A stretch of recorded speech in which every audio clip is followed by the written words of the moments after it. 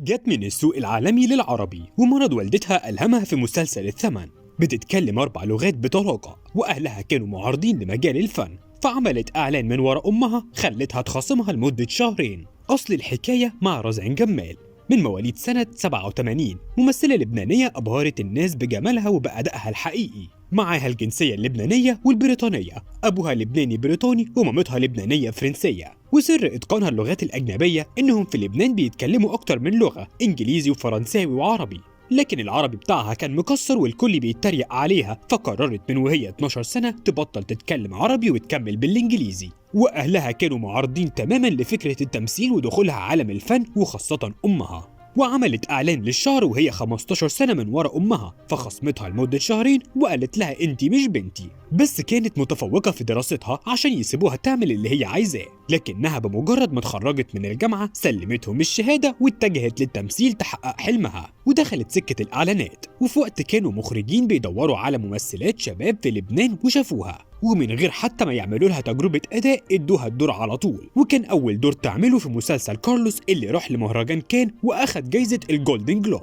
ومن هناك طلعت على لندن ودرست التمثيل. رزان جمال وجه لفت الانتباه مؤخرا بشكل كبير، كانت بدايتها في أفلام أمريكي وفرنساوي وبعضهم وصل لمهرجانات عالمية. وأول دور عملته في عمل مصري كان مع هند صبري في إمبراطورية ميم، وأول مرة ناخد بالنا منها لما قدمت دور ماجي في مسلسل ما وراء الطبيعة. حبيب الدكتور رفعت إسماعيل اللي كانت بتتكلم باللهجة الاسكتلندية المميزة هي دي رزان، ومن ساعتها عدد كبير من صناع الدراما في مصر والوطن العربي شايفينها حصان رابح. حتى مروان حامد أسند لها دور كبير مهم في فيلم كيرة والجن، ومؤخرا في الدور اللي تألقت فيه مع باسل الخياط في مسلسل الثمن. بتاخد شغلانتها بجدية مطلقة أيا كان الدور وبأي لغة، وده اللي اتعلمته من أمها اللي ما كانتش بتدلعها ولا بتطبطب عليها، لكن كانت شديدة معاها في دراستها. يعني من الآخر كانت دحيحة. العادي إن الممثل يبدأ يتشهر محليا عشان يوصل للعالمية، لكن في حالة رزان هي بدأت بالعالمية وبعدها جت لمصر. بتحكي عن دورها في مسلسل الثمن، وبتقول إنها ما كانتش متوقعة النجاح ده، وكمية الحب اللي شافتها من الجمهور ما تتوصفش، لدرجة إن الناس كانت بتوقفها في الشارع ويطلبوا منها تسامح باسل الخياط على اللي عمله فيها في المسلسل. وكمان الناس ما حكمتش على سارة بسبب اللي عملته، لكن فهموا موقفها وحبوها. وكان لدورها في المسلسل صدى شخصي عليها، لأن اللي سارة مرت بيه رزان كمان مرت بيه. بتحكي إن والدتها مرضت بالسرطان وتوفت بسببه،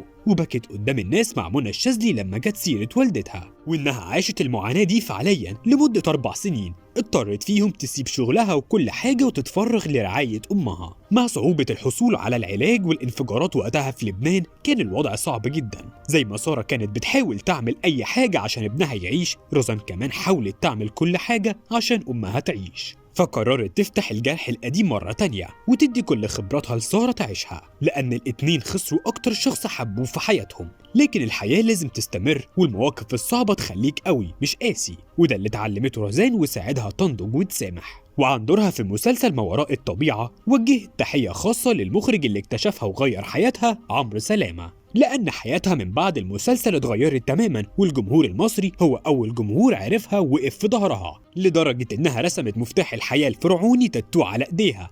عمرو سلامة كان هيجيب بنت من لندن ويعلموها العربي عشان الدور، لكن رزان كانت الحل البديل وعدت في كل التجارب واتقبلت. يا ترى إيه رأيكم فيها وفي أدائها؟ آسفة، أنا كنت زميلة رفعت في الجامعة. لا لا لا لا، أرجوكي لا أريد أحد يعرف أني أنا هنا. الست بتاعت الخضار ريس، دي الأمانة البيضة جوزي بيدخنها مش لاقيها بقاله شهرين، جبتها منين؟ ودي كانت نهاية الحلقة. ما تنساش تعمل لايك للصفحة عشان يوصلك كل فيديوهاتنا الجديدة.